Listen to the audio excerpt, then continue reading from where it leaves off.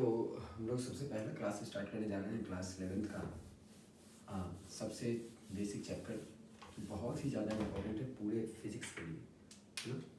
Chapter का नाम है वेक्टर।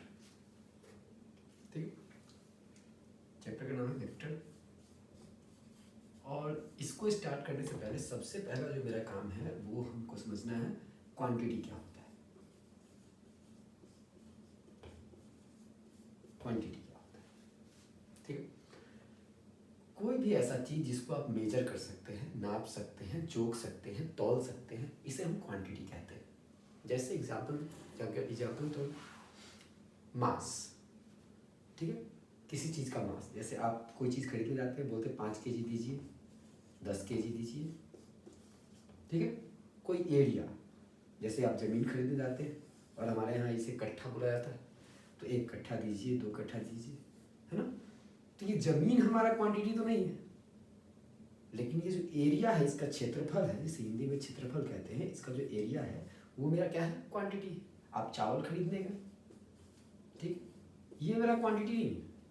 क्वांटिटी चावल का अमाउंट है कि आपने कितना लिया है चावल, है ना, इसे हम क्वांटिटी कहते हैं। जैसे आप कोई पत्थर है, इस पर फोर्स लगाने जा रहे हैं, बल लगाने जा रहे हैं, तो फोर्स जब लगाएंगे तो फोर्स क्या है, क्वांटिटी है, ठीक है ना। इसे हम मेजर कर सकते हैं। 10 न्यूटन का बल लगा रहे हैं, 20 न्यूटन का बल लगा रहे हैं, कहीं प्रेशर लगा रहे हैं, प्रेशर क्या है, क्वांटिटी है।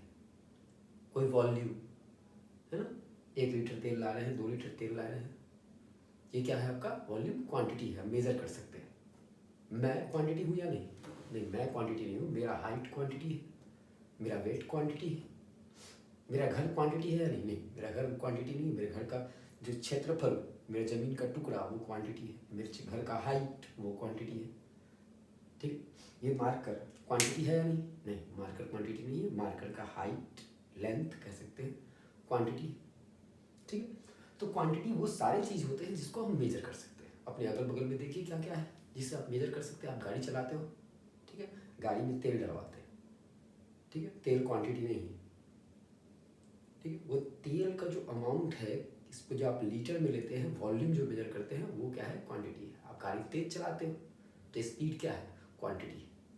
आप कुछ दूरी कवर करते हो तो दूरी क्या है, क्वांटिटी है। तो जिसे भी आप मेजर कर सकते हैं उसे क्या बोलते हैं, क्वांटिटी। अब इस क्वांटिटी को हमने 2 भागों में बांट दिया। सर ज़रूरत क्या है 2 भागों में बांटने का, है ना। जिसे हम मेजर करते हैं उसे हम 2 भागों में क्यों बांटे। तो मान लीजिए कुछ ऐसे क्वांटिटीज़ होते हैं जिसको ना बिना डायरेक्शन का हम परिभाषित ही नहीं कर सकते हैं।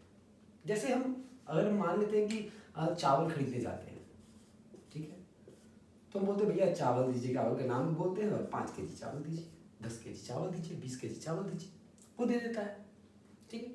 लेकिन वहीं पर मान लो यहाँ पे हम कहीं पहाड़ के किनारे, मान लो पहाड़ के किनारे कहीं खड़े हैं और मुझे फोर्स लगा के तुम्हें बचाना है। आप लोगों को बचाना है, कैसे फोर्स लगा कर। तो भाई फोर्स तो बहुत सारे डायरेक्शन में लगा सकते हैं, है ना। अगर मान लीजिए 50 न्यूटन का फोर्स लगाना है मुझे बचाने के लिए, ठीक है, तो आप अगर इधर से लगा दिए तो हम गए, और आप वही अगर ऊपर की ओर लगाए तो हम बचे रहे। हो सकता है इधर की ओर लगा दिए तो हम बच जाए, वही अगर इधर की ओर वही 50 न्यूटन लगाए तो हम गिर जाएंगे।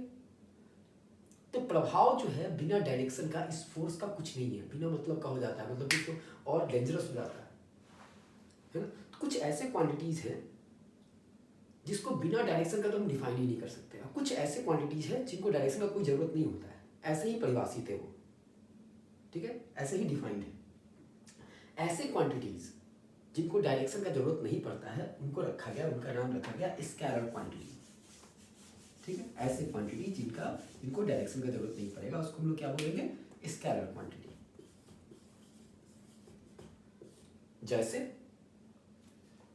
जैसे मास, सर हम कितना खरीदते हैं, कितना केजी खरीदते हैं, इसमें कोई डायरेक्शन तो होता नहीं है, सिंपल बात। जैसे मैंने आपसे पूछा कि भाई तुम्हारा घर कितना दूर है, ठीक है, तो आप बोलते हैं मेरा घर 5 किलोमीटर या 10 किलोमीटर या 20 किलोमीटर दूर है। तो मुझे उस घर आपके यहाँ नहीं आना था, आपके पास नहीं आना था, मैंने ऐसे ही पूछा जानकारी के तौर पर कि आपका घर कितना दूर है। आप बोलते हैं 5 किलोमीटर, 10 किलोमीटर, 20 किलोमीटर, इसमें कोई डायरेक्शन की जरूरत नहीं है, तो हो गया डिस्टेंस, कोई डायरेक्शन की जरूरत नहीं। मैंने आपसे पूछा फ़ोन करके, भाई कितने की स्पीड से गाड़ी चला रहे हो, तो बोलते सर अभी तो 120 की स्पीड से चला रहे हैं। तो इसमें कोई डायरेक्शन का जरूरत नहीं है। मैंने सिर्फ ये पूछा है कि भाई आप कितने की स्पीड से गाड़ी चला रहे हो, ठीक है। तो स्पीड, ये सब क्या है, ये एक ऐसा क्वांटिटी, ये सब ऐसा क्वांटिटी है जिसको डायरेक्शन की जरूरत नहीं है, वैसे ही डिफाइंड है। जैसे समय, टाइम, इसमें डायरेक्शन नहीं होता है, डायरेक्शन की जरूरत ही नहीं है, अगर डायरेक्शन होता है। ये ऐसे ही परिभाषित है, 2 बज रहा है तो बज रहा है, किधर की ओर बज रहा है ये तो नहीं कहा जाता है, 2 बज रहा है तो बज रहा है, 3 बज रहा है 3 बज रहा है ना। तो कुछ ऐसे क्वांटिटी, बहुत सारे ऐसे क्वांटिटीज हैं, उसे हम स्कैलर बोलते हैं। और कुछ ऐसे क्वांटिटीज हैं जिनको बिना डायरेक्शन का हम परिभाषित ही नहीं कर सकते, डिफाइन ही नहीं कर सकते हैं। जैसे फोर्स, अगर हम बिना डायरेक्शन का दे दे कि भाई 10 न्यूटन का फोर्स लगाओ, आप किधर भी लगा देते हैं तो उसका प्रभाव बहुत अलग आ सकता है, जो हम चाहते थे उससे अलग, ठीक है। और भी बहुत सारी चीजें, जैसे वेलोसिटी, जैसे एक्सेलरेशन, जैसे डिस्प्लेसमेंट, है ना।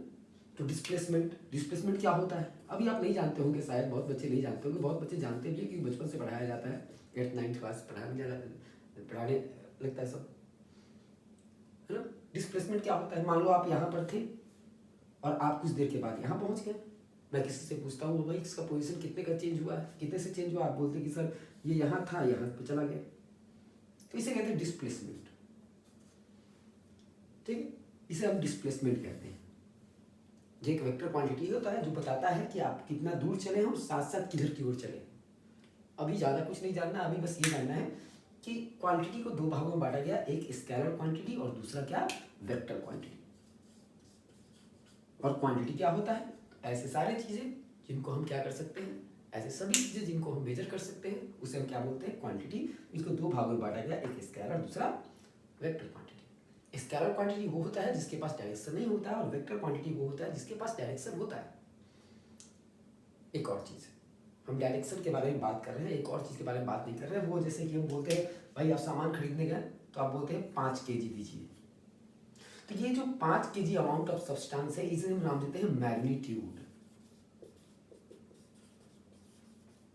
ठीक है।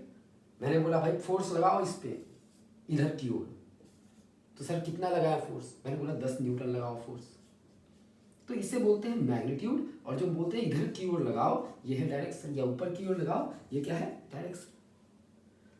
तो ये जो नंबर वाला पार्ट होता है, जो अमाउंट होता है, उसे क्या बोलते हैं, मैग्नीट्यूड। तो स्केलर के पास सिर्फ मैग्नीट्यूड होता है, जबकि वेक्टर के पास मैग्नीट्यूड भी होगा और साथ साथ डायरेक्शन भी होगा। अब सर दुनिया में कितने तरह के वेक्टर्स हैं, हमें कैसे पता चलेगा कौन वेक्टर है कौन स्केलर है, ये हम धीरे धीरे चैप्टर्स में समझ जाएंगे, ये बहुत बड़ी बात नहीं है। अभी बस इतना याद रखना है कि स्केलर क्या होता है, वेक्टर क्या होता है। अब कुछ दिनों के बाद बेटा ऐसा हुआ कि लोग ऐसे पढ़ते थे कि स्केलर ये होता है, वेक्टर ये होता है, और वेक्टर को जोड़ने घटाने गुना करने भाग करने का अपना मेथड होता है। जैसे हम स्केलर का जोड़ने घटाने गुना करने का भाग करने का बचपन से पढ़ते आ रहे हैं, 3 + 4 7 होता था, वैसे ही वेक्टर का भी अपना नियम होता है ना, जोड़ने का घटने का, जो हम लोग सारा लॉ पढ़ेंगे, क्या क्या लॉ है इसके, जोड़ने का घटने का गुना होने का भाग होने का, जो भी है वो हम लोग पढ़ेंगे, क्या क्या इसमें होता है, जैसे इसमें होता था वैसा ही इसमें होता है, ठीक है। लेकिन हुआ क्या कि कुछ ऐसे क्वांटिटीज हुए जिनके पास मैग्नीट्यूड था, डायरेक्शन भी था, बट वो वेक्टर्स के नियम से न जुड़ करके स्केलर के नियम से, मतलब अलजेब्रा के नियम से जुड़ते घटते थे। जैसे करंट,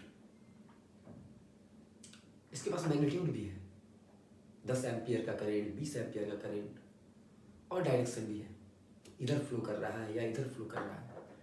बट जब एक पॉइंट पर इधर से 2 एम्पियर आ रहा है और इधर से, जैसे इधर से आया 2 एम्पियर और इस वायर से आया इधर मान लो 4 एम्पियर आया, तो यहाँ पर मिला, तो हम लोग पहले सोच रहे थे कि भाई वेक्टर के नियम से जोड़ते हैं, और वेक्टर का नियम क्या है आपको नहीं पता है, लेकिन मैं बताऊंगा इसे, ठीक है। तो वेक्टर के नियम से जब जोड़ा गया तो उस तरीके से नहीं आया, ये सिंपली 4 और 2 6 जैसे होता है, वो 6 एम्पियर आया, जो कि पहले से हम लोग पढ़ते थे, ठीक है। तो सब लोग अचंभित कि भाई क्या किया जाए। तो इसको एक्सेप्शन में रखा गया कि भाई ये सब चीज़ें, दो चार चीज़ें हैं जो कि एक्सेप्शन में है ना, जो कि दिखता तो वेक्टर की तरह है बट होता है स्केलर की तरह, काम करता है स्केलर की तरह, जुड़ता जुड़ता है स्केलर की तरह, तो इसे स्केलर में रख दिया गया। बट बाद में इसके लिए भी एक नया क्वांटिटी निकाला गया, उसका नाम है टेंसर क्वांटिटी। ठीक है, तो ऐसी सारी चीज़ें जिसके पास सिर्फ मैग्नीट्यूड होगा, वो नंबर वाला भाग 10, 5, 20, 25, 5 kg, 10 kg, 10 न्यूटन, 20 न्यूटन, उसे हम स्केलर बोलेंगे। ऐसा कोई भी चीज़ जिसके पास सिर्फ क्या होगा, मैग्नीट्यूड होगा, साथ साथ डायरेक्शन होगा, उसको हम क्या बोल रहे थे पहले, वेक्टर। लेकिन कुछ ऐसा चीज़ निकल के आ गया जिसके पास मैग्नीट्यूड भी और डायरेक्शन भी है, लेकिन वो वेक्टर नहीं है, क्योंकि ये वेक्टर के नियम को फॉलो नहीं कर रहा है। तो इसके डेफिनेशन में थोड़ा सा चेंज लाया गया। अब बोला गया कि देखो भाई तीनों चीज़ बोलना पड़ेगा।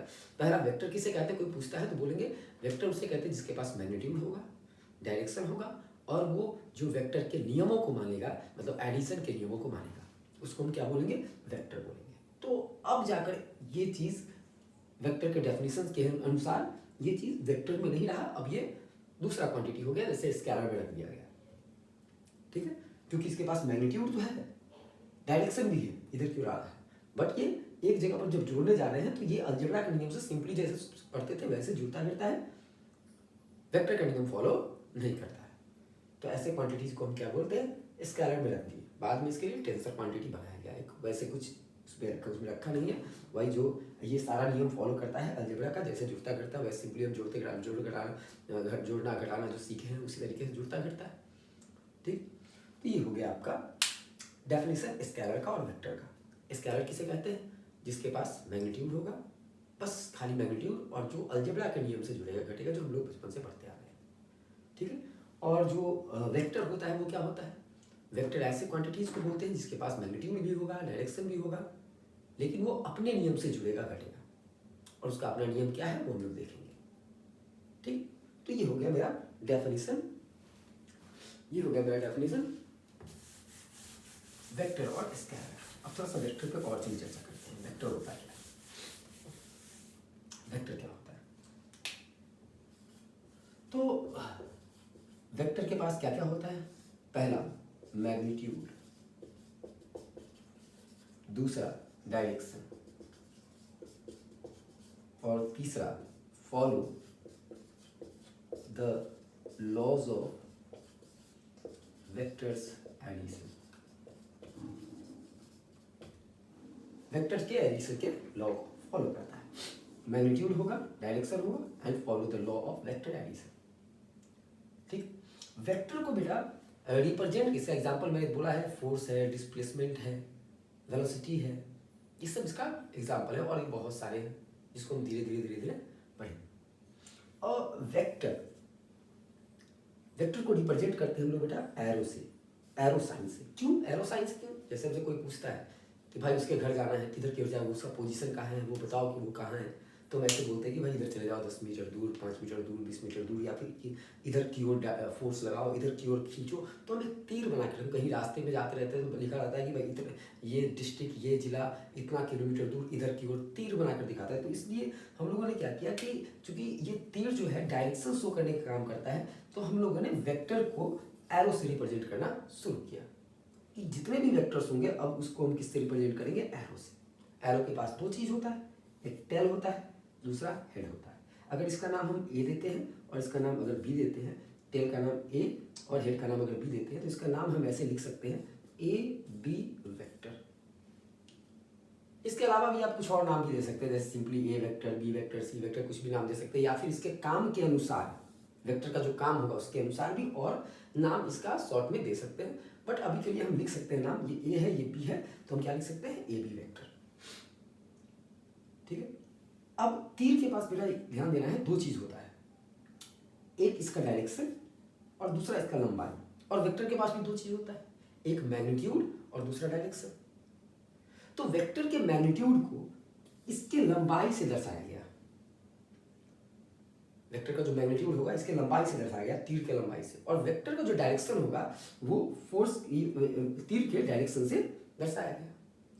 मतलब वेक्टर को ये चीज याद रखना है, तीन चीज होता है वेक्टर के पास, मैग्नीट्यूड, डायरेक्शन, और फॉलो करता है लॉज ऑफ एडिशन को। वेक्टर को तीर से रिप्रेजेंट करते हैं। ठीक है, तीर के पास दो चीज, पहला है टेल और हेड, अगर टेल का नाम ए है, इसका नाम बी है, तो हम ए बी वेक्टर लिख सकते हैं। ए बी लिख देंगे और उसके ऊपर वेक्टर का साइन लगा देंगे, तीर का साइन लगा देंगे। और कभी कभी लोग इसे डार्क ऐसे भी करते, ए बी ऐसे, ठीक है, ये दोनों सेम चीज है, ठीक है। अब देखते हैं वेक्टर के पास, वेक्टर जो है उसके पास, उसको हम रिप्रेजेंट करते हैं तीर से, और तीर के पास दो चीज है, एक मैग्नीट्यूड है, दूसरा क्या, एक लेंथ है, दूसरा क्या है, इसका डायरेक्शन है। तो इसके लेंथ को हम लोग वेक्टर का मैग्नीट्यूड कहें,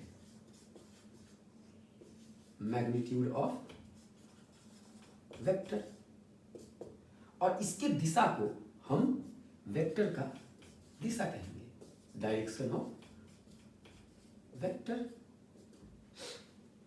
ठीक, जैसे एग्जांपल में हम बोले कि मान लो मेरा नाम सम्राट है और मैं फोर्स लगाता हूं इस पत्थर पे इधर की ओर 10 न्यूटन का, और आप ऐसे बना देते हैं कि भाई देखो एक वेक्टर है जो 10 न्यूटन का फोर्स, फोर्स एक वेक्टर है जो 10 न्यूटन का मैग्नीट्यूड है और डायरेक्शन इधर की ओर है। और मान लो कोई दूसरा है जो 20 न्यूटन का फोर्स लगा रहा है और इधर की ओर ही लगा रहा है, तो उसका तीर हम लगभग इससे 2 गुना बना देंगे ऐसे। तो इसका लंबाई 10 न्यूटन को अगर रिप्रेजेंट कर रहा है तो इसका लंबाई कितने का रिप्रेजेंट करेगा, एक क्वेश्चन में 20 न्यूटन का रिप्रेजेंट करेगा।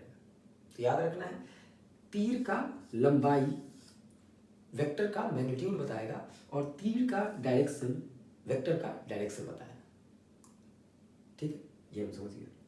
ठीक है बेटा, अब देखिए वेक्टर को हम चाहें, नाम लिखना हम लोग सीखे, वेक्टर को हम चाहें तो शिफ्ट कर सकते हैं। जैसे शिफ्ट करने का मतलब, हम मान लो एक पत्थर है बेटा, ठीक है, इस पत्थर को इधर से फोर्स लगाए, 10 न्यूटन का फोर्स लगाए इधर से, ठीक है। तो इस वेक्टर के पास क्या क्या है, मैग्नीट्यूड है और डायरेक्शन किधर है, इधर की ओर। मान लेते हैं इस डायरेक्शन को बोलते हैं ईस्ट। तो आप क्या बोलेंगे, एक वेक्टर है जिसका मैग्नीट्यूड 10 न्यूटन है लेकिन डायरेक्शन किधर है, इधर की ओर, ईस्ट की ओर। तो आप क्या लिखेंगे, वेक्टर 10 न्यूटन ईस्ट की ओर।